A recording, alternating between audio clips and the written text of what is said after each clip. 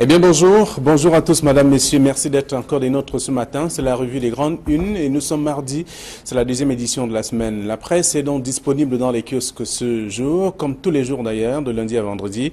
La nouvelle expression parle de la crise anglophone avec des révélations d'une enquête, à la faveur d'une descente sur le terrain, dans la zone anglophone, d'un regroupement en tout cas des femmes issues des partis politiques et même des associations civiles, citoyennes.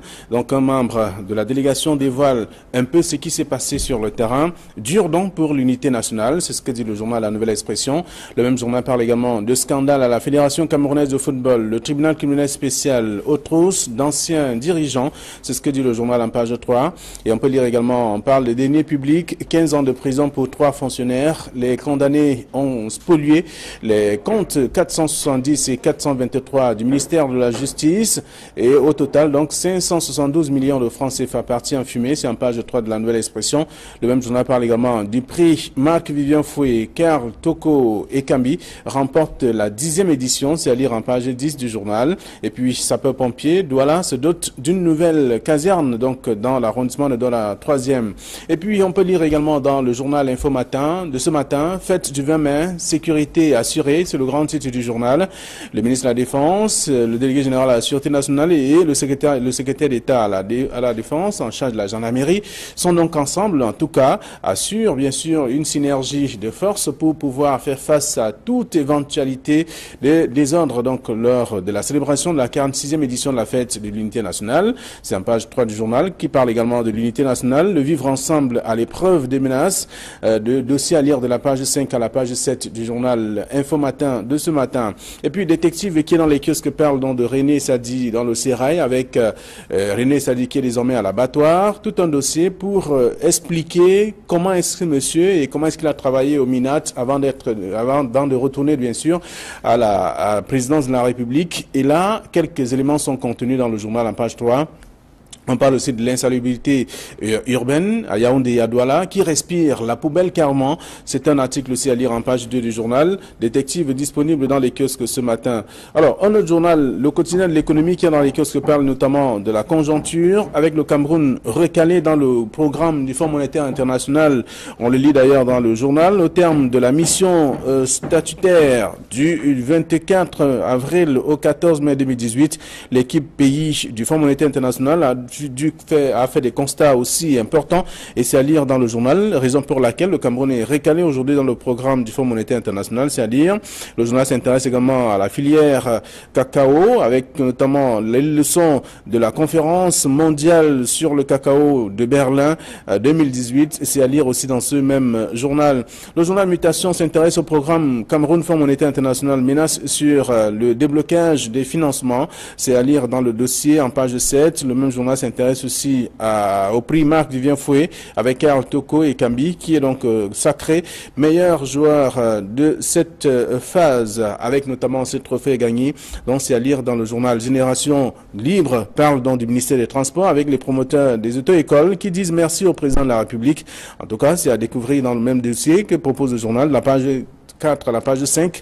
Et le journal s'intéresse aussi à autre chose, parlant de Paul Biya qui sauve la Socicam, parlant notamment de la pénurie du sucre également annoncée, et même d'autres faits qui concernent notamment cette denrée importante aussi dans l'alimentation des Camerounais. Le journal La Nouvelle parle du Cameroun avec ses 10 personnalités les plus impopulaires au Cameroun. Quelles sont ces personnalités? C'est à lire dans le dossier de la page 6 à la page 11. Et le journal s'intéresse aussi à la crise anglophone. Le général des Ambazozo arrêté, c'est ce que dit le journal, c'est à lire dans le même numéro. Et le journal s'intéresse aussi au ministère des Finances avec la tête de Lupol Motazé mise à prix désormais, c'est dans le journal en page 3 de ce numéro. Le journal indépendant parle de l'opération Épervier, le TCS pris en otage, c'est ce que dit le journal à la une. Également le journal parle aussi des salaires fictifs et avec notamment des fonctionnaires fantômes démasqués finalement en page 9 de ce numéro. Et puis autre journal disponible aussi, c'est le point hebdomadaire qui parle notamment des parrainages, des matricules fictifs à l'opération Mboma. Aujourd'hui, on dénombre d'ailleurs quelques responsables dont les noms sont cités dans ce numéro. Titi Pierre, Melingui Roger, Edouard Gilbert, épinglés par le TCS également. C'est à lire dans le numéro disponible aussi. On parle de la 46e fête de l'unité nationale. Joseph Bétia tient donc la mesure. Il estime, en tout cas, il a annoncé que toutes les mesures sont donc prises pour assurer la sécurité des personnes et des biens durant la célébration. C'est à lire dans le journal Le Point hebdomadaire. Le quotidien Le Jour parle de l'affaire Minda, avec une controverse autour des remboursements, avec une liste aussi de pratiquement 209 000 adhérents au programme qui a donc été publié. Cette liste a été rendue publique. Le gouverneur de la région du Centre donne d'ailleurs 15 jours à ceux qui ne retrouvent pas leur nom pour les réclamations, de le faire au plus vite, et c'est dans le dossier proposé par le journal. Le journal s'intéresse également à la canne qui n'est pas censée tirer la croissance. C'est un expert qui le dit, un économiste Dr Ariel Nyotidem qui intervient dans le journal, disponible également ce matin. Et puis le Popoli consacre sa une au prix Marc Vivien Foué avec le Graal Toko Ekambi qui est donc le Camerounais. Voilà ce que la presse nous propose ce matin,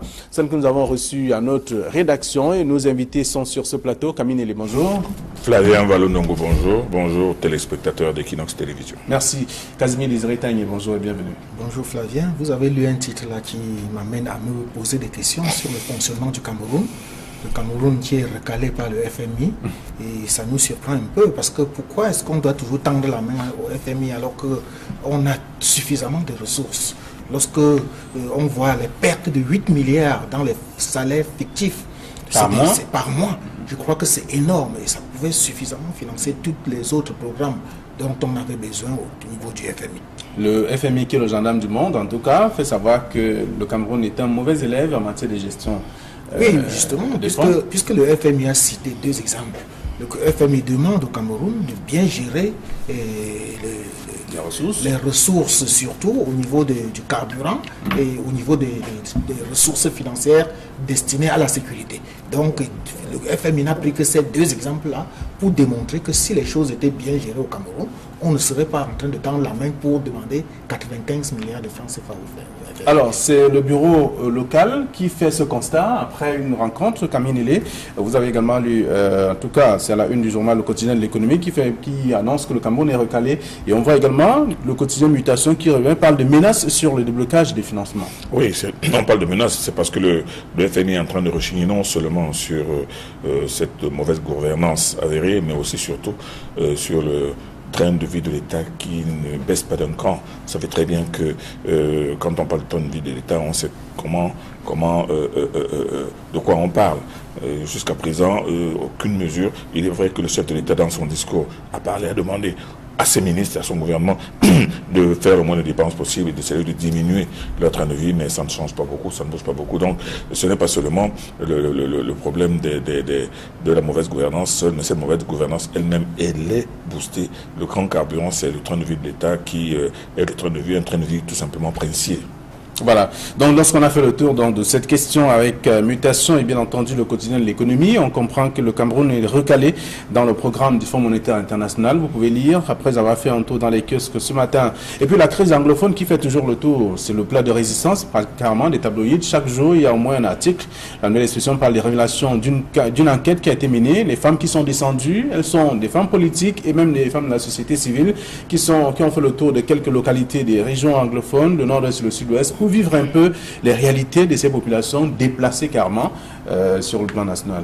Oui, c'est une interview fleuve que le secrétaire général du CPP a donné à la nouvelle expression sur pratiquement 2 pages qui décrit exactement la situation que vit la population du côté du nord-ouest et du sud-ouest. Et c'est à l'issue d'une descente sur le terrain organisée par les femmes de ce mouvement-là, du CPP et autres, qu'on a l'interview décrit exactement ce qu'on vit dans ces régions-là. Par exemple, les villes mortes qui sont toujours d'actualité, alors que du côté de Yaoundé ou bien du côté des autres villes, on est toujours en train de dire que tout se passe bien, les choses vont bien, et il faut que les gens se rendent du côté du nord-ouest, comme le CPP Et avec ces femmes-là l'ont fait pour constater exactement que rien ne marche. Et l'économie, c'est l'économie qui en pâtit dans tout cela. C'est-à-dire les commerçants, les entreprises et autres qui fonctionnent pratiquement à moins de 10% de leur capacité réelle. Et ça, vous pouvez le constater également pour ceux qui ont la chance de descendre sur le terrain. Donc je dis, l'intérêt de cette interview, c'est que ça remet exactement au goût du jour la situation réelle sur le terrain. Alors, lorsqu'on a fini, on a parcouru l'article, on peut également lire dans le journal La Nouvelle que, toujours dans le cas de la crise, qu'un général des Ambazozo, en tout cas, qui a été bien entendu arrêté et malmené carrément, on l'a dit. Avant de parler de cela, moi je veux revenir un peu sur la descente de Franck Kessie. Franck Kessie a eu le courage, il a eu le cran d'aller du côté du nord-ouest et du sud-ouest, où beaucoup de gens n'ont pas le courage d'aller, mais eux ils sont partis pour aller toucher du doigt les réalités, et c'est tout à fait à son honneur. Mais moi je ne pense pas que quand il dit qu'ils sont venus constater les ravages de ce qui se passe après des expéditions punitives. On ne peut pas parler d'expéditions punitives avec des gens armés qui arrivent, qui sautent sur les villages, qui leur imposent un mode de vie absolument misérable, qui enlèvent les gens, qui brûlent les écoles, qui assassinent les militaires. Et vous dites que quand les forces de défense arrivent, ce sont des expéditions punitives, ce sont ces expéditions punitives, entre guillemets, qui feraient fuir les populations. Non, l'ambiance n'est pas bonne du tout. Nous sommes, ces deux parties de notre région, notamment les zones de Batibo, c'est-à-dire des zones frontalières avec le Nigeria, elles sont sous le feu nourri de groupes armés qui dictent leurs lois, et il est inadmissible que le Cameroun accepte, ou les forces de défense du Cameroun acceptent que des aventuriers viennent dicter la loi au nom d'une idéologie qui n'a aucun sens dans un pays qui est tranquille et qui n'a pas de véritable problème au niveau des identités. Alors enfin, il exagère à ce niveau. Je ne dis pas qu'il exagère, mais je dis qu'il faut qu'il mette chaque mot à sa place. Il faut qu'il mette chaque mot à sa place. Il a dit ce qu'il a dit. Il a vu des villages dépeuplés. Il a vu des personnes qui sont complètement démoralisées et déstabilisées. Il a vu des marchés qui sont fermés.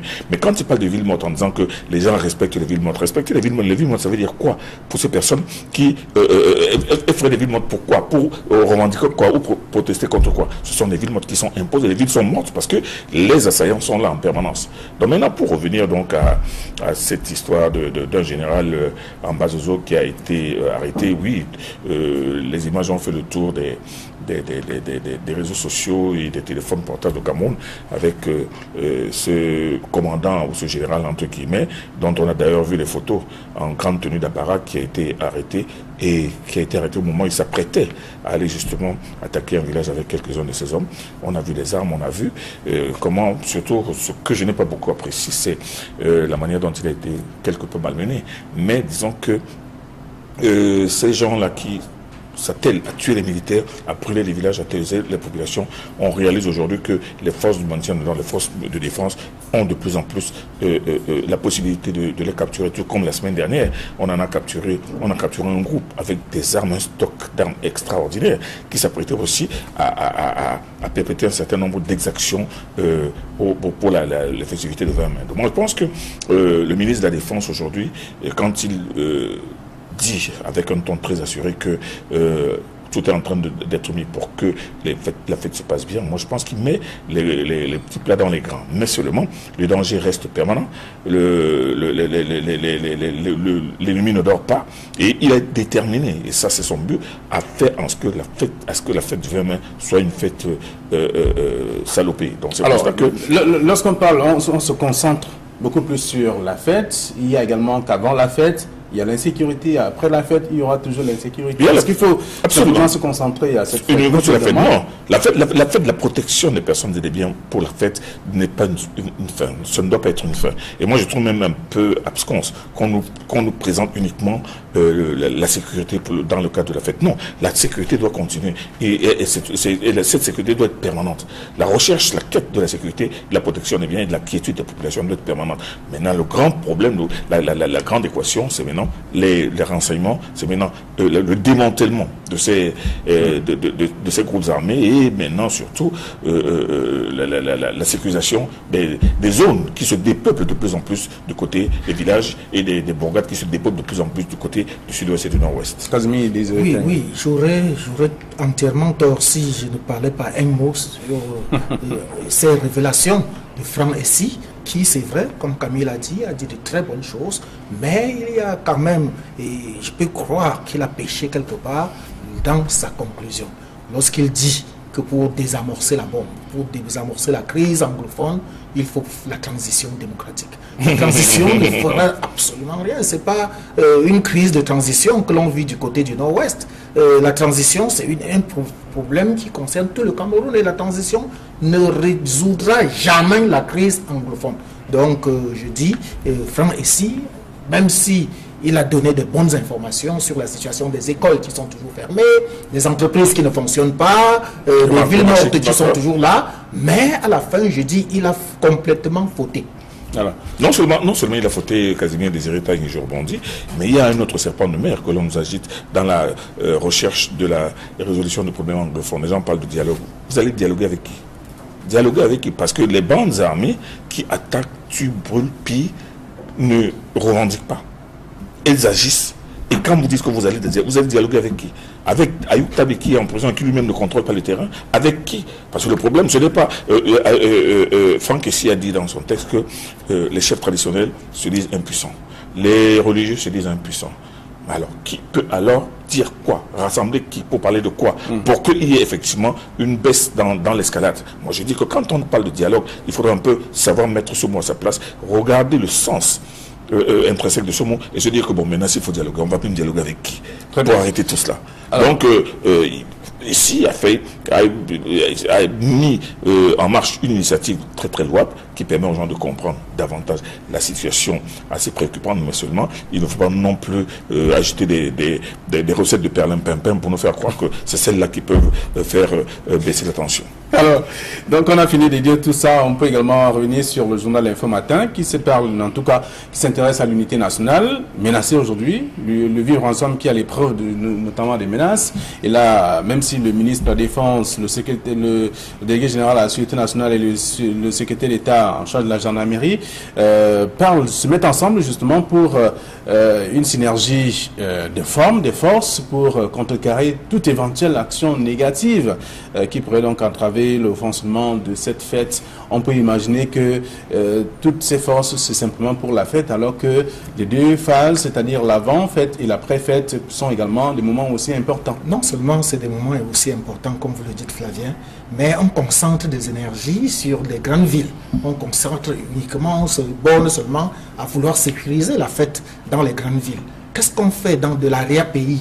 Qu'est-ce qu'on fait de ces villages lointains où on a des unités de gendarmerie qui fonctionnent avec moins de 6-7 personnes? Est-ce que c'est ces 7 personnes qui peuvent assurer la sécurité des personnes et des biens de ce côté-là? Donc, je suis bien heureux de constater que Info Matin a mis les 3 photos des 3 personnalités chargées de la sécurité au Cameroun. Mais je dis, il faut sécuriser tout le Cameroun. Il faut sécuriser toutes les zones.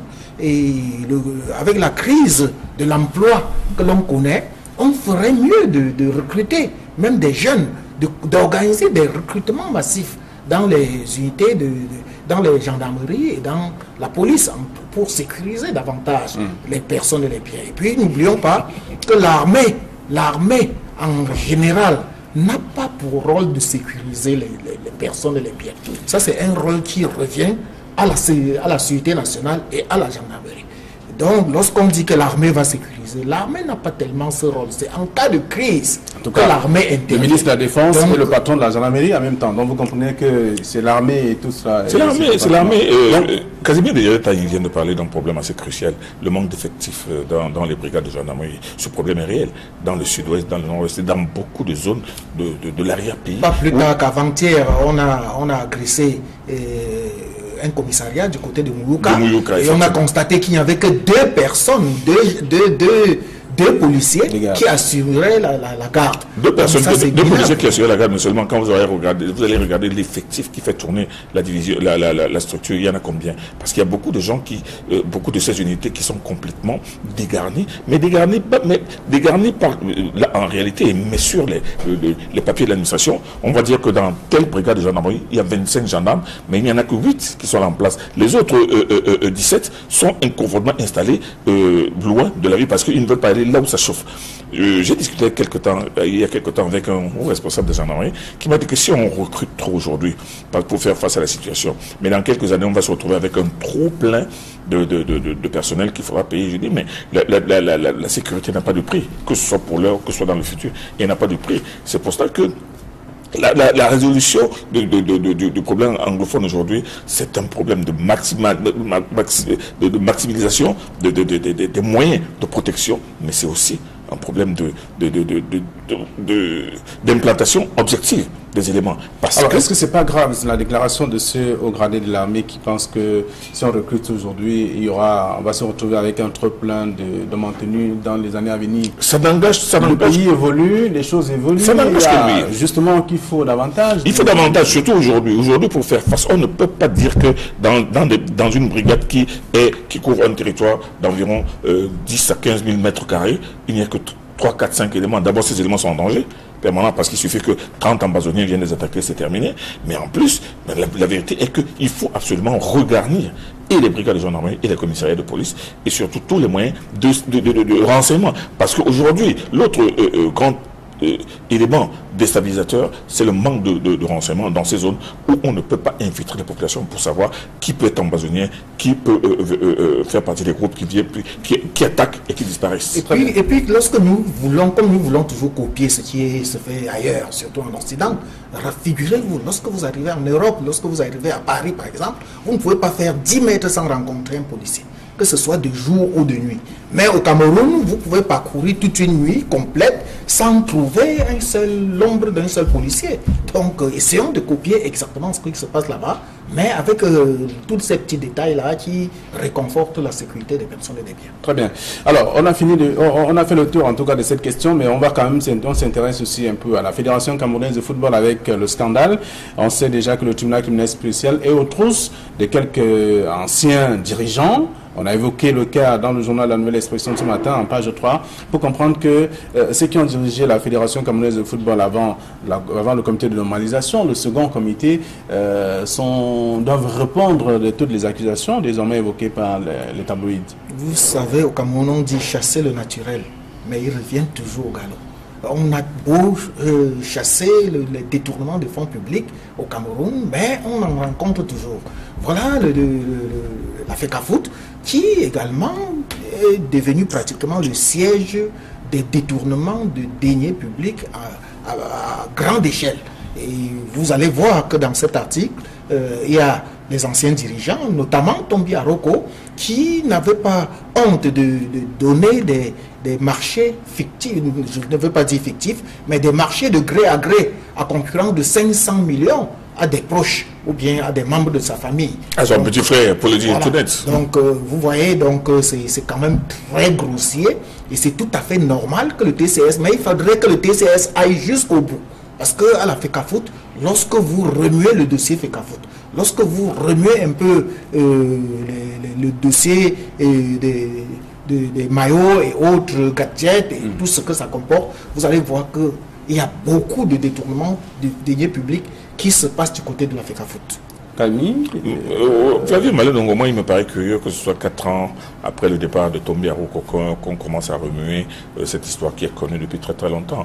On ne peut pas dire que la NIF dont on parle aujourd'hui ne savait pas ce qui se passait. Et c'est aujourd'hui qu'on commence à reparler de Tombi Aroko et de dire que probablement il sera bientôt la cible du tribunal criminel spécial. Cette affaire est connue, ces affaires sont connues. Les proches de Tombi Aroko avaient dénoncé cela parce que vous savez que à la chute de Tombi Aroko, il y a beaucoup de langues qui se sont déliées. C'est pour ça que beaucoup s'attendaient. Au moment où on l'a fait descendre d'un avion, beaucoup s'attendaient à ce qu'il se retrouve directement à Kondengue. Mais ça n'a pas été le cas.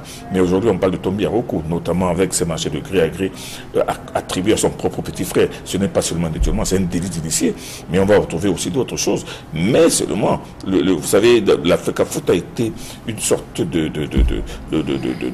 grande auberge où chacun venait se servir. Il y a Mohamed à Tombi Aroko, oui, mais passant par tous les autres. Mais vous oubliez aussi le premier comité de normalisation, on n'en parle pas encore, mais il y a des gens qui disent qu'ils vont bientôt commencer à ouvrir la boîte de Pandore de la première normalisation avec le professeur Joseph Ouna. Donc, dans cette histoire de football, vous savez qu'il y a toujours beaucoup d'argent qui a circulé, il y a toujours beaucoup d'argent détourné, chacun a trouvé sa propre combine pour s'en mettre plein la poche. Aujourd'hui, ça commence avec Tombi Aroko, vous verrez que ça va revenir, ça va aller un peu plus loin. Très bien. Alors, et également, pour sortir de cette émission, on parle du prix Marc Vivien Foué quand même, Karl Toko Ekambi, qui est le tout premier Camerounais à remporter ce prix, et c'est à la 10e édition finalement. Oui, parce que c'est toujours, il faut déjà rappeler que le prix Marc Vivien Foué récompense le footballeur africain, le meilleur footballeur africain de la Ligue 1 en France. Et c'est un prix qui est décerné par RFI et France 24. Pour la première fois depuis 10 ans que ce prix existe, on n'avait pas encore eu de Camerounais, alors que c'est le nom du prix, c'est au nom d'un Camerounais. Malheureusement, aucun Camerounais n'avait encore remporté ce prix. Karl Toko Ekambi est donc le premier Camerounais à remporter ce prix. Mais vous allez voir que nul n'est prophète chez soi. Karl Toko Ekambi, lorsqu'il arrive dans les Lions Indomptables, vous allez voir comment est-ce qu'on l'utilise, alors que dans son club, il est pratiquement le meilleur buteur. Mais au Cameroun, on préfère le mettre à la défense. Et c'est pour cela que la une du journal Le Populiste ce matin dit bien, si, pour reprendre les propos de Karl Toko Ekambi, si on me met à mon meilleur poste, je ferai encore mieux que ce que j'ai eu l'habitude de faire. Donc, il faudrait que cette leçon soit tirée, parce que la CAN 2019, dont le Cameroun doit organiser dans quelques jours, il faudrait qu'on mette toutes les ressources en marche, en jeu, pour que le Cameroun remporte ce plus de la CAN. Il faut déjà trouver l'entraîneur. Patrick Mboma, récemment, disait qu'il n'est même pas impossible de faire appel à Samuel Eto'o. Donc, si on l'appelle, si on avait fait pour Roger Mila. Donc, il faut mettre tout en jeu pour gagner cette CAN 2019. Très bien. Alors, merci à vous. Camille, vous ne vous prononcez pas dessus parce que... Non, je voulais dire que c'est réconfortant pour Karl Toko Ekambi qui avait 10 ans. Quand Marc Vivien Foué est mort, et 10 ans après la mort de Marc Vivien Foué, il décroche le trophée. Moi, c'est des choses qui sont pour moi assez emblématiques, et c'est tant mieux pour lui, et tant mieux pour les joueurs camerounais. Vous le savez, qu'ils ne sont plus des photos de guerre maintenant sur les stades européens. Merci à vous. Allez, bon retour à vos différentes rédactions. Le reste, c'est dans les kiosques, chers téléspectateurs. Demain, nous serons encore là. Ce sera la 3e édition de la semaine. Bonne journée à tous.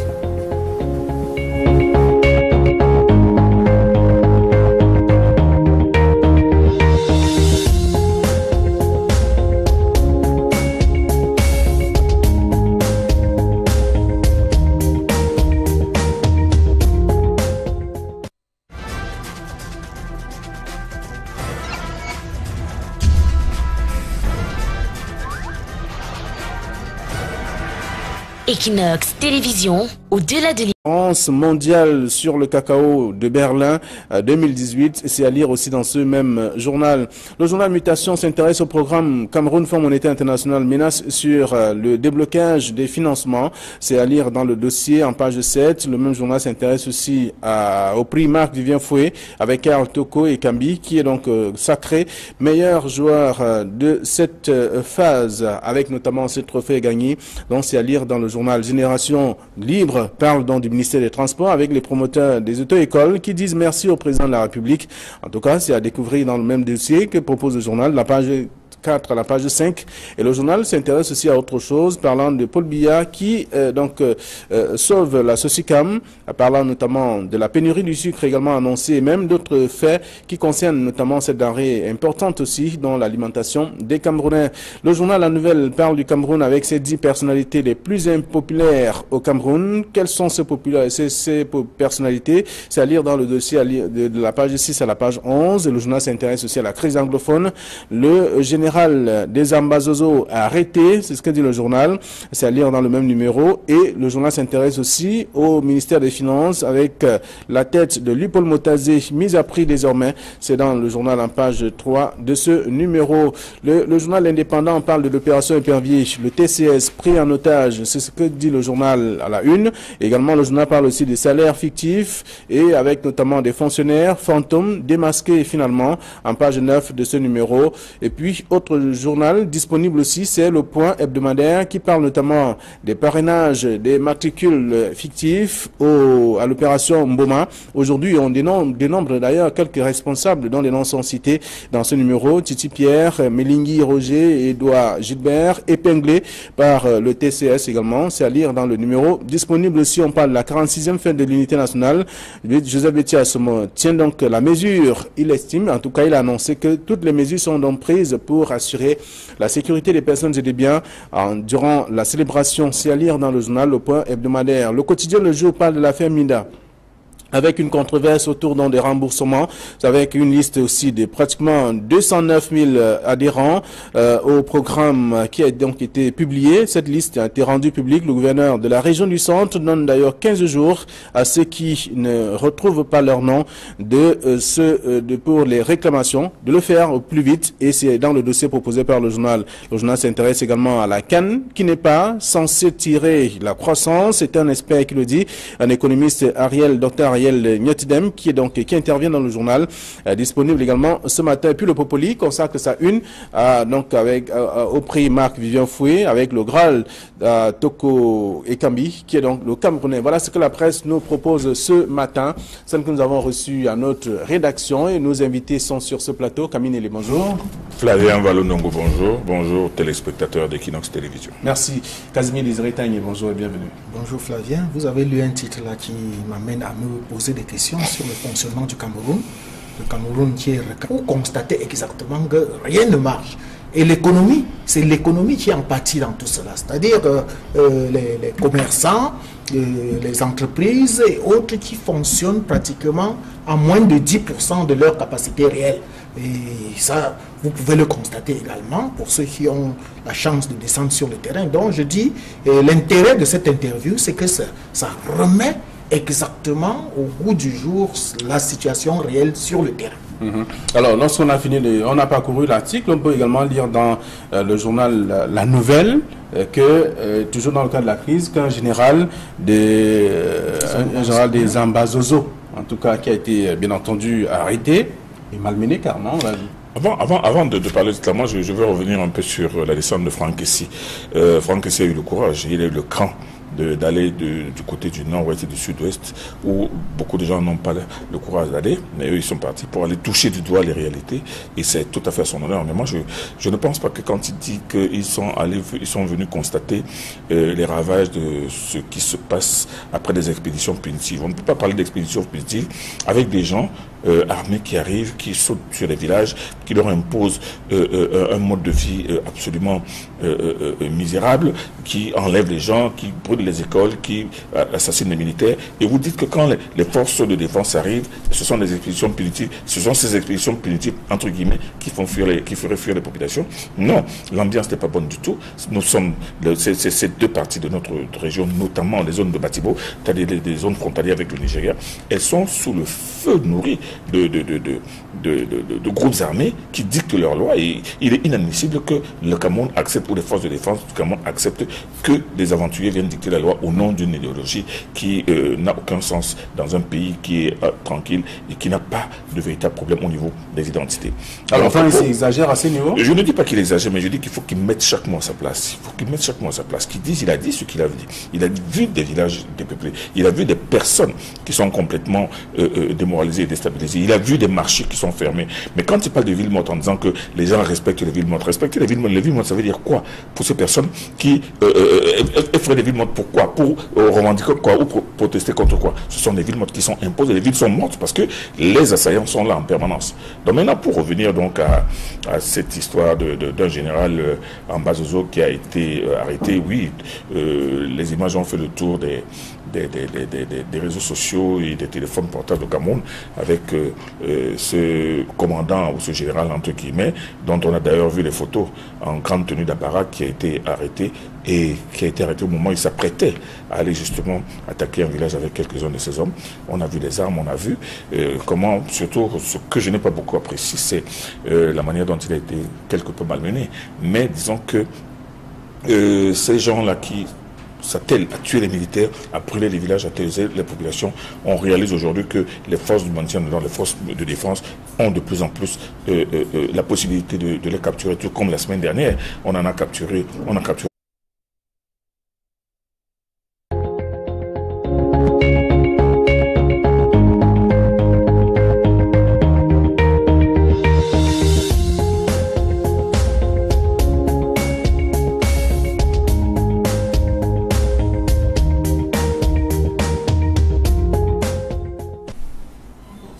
Eh bien bonjour à tous madame, messieurs, merci d'être encore des nôtres ce matin, c'est la revue des grandes unes et nous sommes mardi, c'est la deuxième édition de la semaine. La presse est donc disponible dans les kiosques ce jour, comme tous les jours d'ailleurs, de lundi à vendredi. La nouvelle expression parle de la crise anglophone avec des révélations d'une enquête, à la faveur d'une descente sur le terrain, dans la zone anglophone, d'un regroupement en tout cas des femmes issues des partis politiques et même des associations civiles, citoyennes. Donc un membre de la délégation dévoile un peu ce qui s'est passé sur le terrain. Dur donc pour l'unité nationale, c'est ce que dit le journal La Nouvelle Expression. Le même journal parle également de scandale à la Fédération camerounaise de football, le tribunal criminel spécial aux trousses d'anciens dirigeants, c'est ce que dit le journal en page 3. Et on peut lire également, on parle des deniers publics, 15 ans de prison pour 3 fonctionnaires. Les condamnés ont spolié les comptes 470 et 423 du ministère de la Justice et au total donc 572 millions de francs CFA partis en fumée. C'est en page 3 de La Nouvelle Expression. Le même journal parle également du prix Marc-Vivien Fouet, Karl Toko et Kambi remportent la 10e édition, c'est à lire en page 10 du journal. Et puis sapeur-pompier, Douala se dote d'une nouvelle caserne donc dans l'arrondissement de la 3e. Et puis on peut lire également dans le journal Info Matin de ce matin, fête du 20 mai, sécurité assurée, c'est le grand titre du journal. Le ministre de la Défense, le délégué général à la Sûreté nationale et le secrétaire d'État à la Défense en charge de la gendarmerie sont donc ensemble, en tout cas, assurent bien sûr une synergie de force pour pouvoir faire face à toute éventualité de désordre donc lors de la célébration de la 46e édition de la fête de l'unité nationale. C'est en page 3 du journal qui parle également de l'unité nationale, le vivre ensemble à l'épreuve des menaces, de dossier à lire de la page 5 à la page 7 du journal Info Matin de ce matin. Et puis détective qui est dans les kiosques parle donc de René Sadi dans le Sérail avec René Sadi qui est désormais à l'abattoir, tout un dossier pour expliquer comment est-ce que monsieur et comment est-ce qu'il a travaillé au MINAT avant de retourner bien sûr à la présidence de la République. Et là, quelques éléments sont contenus dans le journal en page 3. On parle aussi de l'insalubrité urbaine à Yaoundé et à Douala qui respire la poubelle carrément. C'est un article aussi à lire en page 2 du journal. Détective disponible dans les kiosques ce matin.